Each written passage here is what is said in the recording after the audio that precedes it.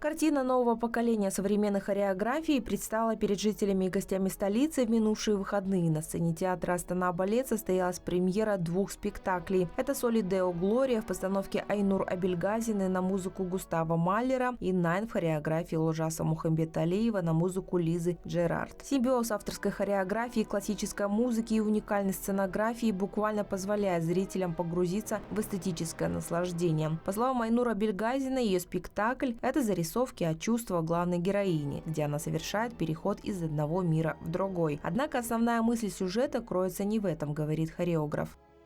Это балет не о смерти, то есть это не о чем-то печальном. Спектакль начинается с того пространства, когда главная героиня попадает в то место, где души впервые встречаются после ухода. То есть после смерти, так скажем. Там, когда нас встречают наши близкие, когда-то некогда ушедшие ранее.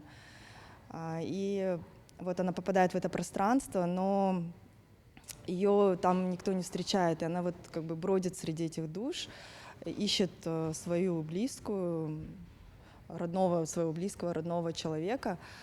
Но перед тем, как пройти какую-то дальше переход выше, она последний раз пересматривает свою жизнь, пересматривает свою первую любовь. Спектакль же «Найн» в хореографии Олжаса Мухамбеталиева подготовлен в стиле синтеза нескольких танцевальных направлений. Постановщик обращается к философской теме. По его словам, его балет о пути жизни и поиске своего предназначения.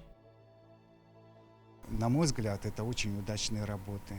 Эти спектакли совершенно новые, авторские, и их постановщиками являются молодые хореографы, а миссия нашего театра – помогать молодым хореографам развиваться и дать им возможность ставить новые спектакли на сцене нашего театра. В этом сезоне, это наш 10-й юбилейный сезон, мы дали возможность молодым хореографам поставить спектакли.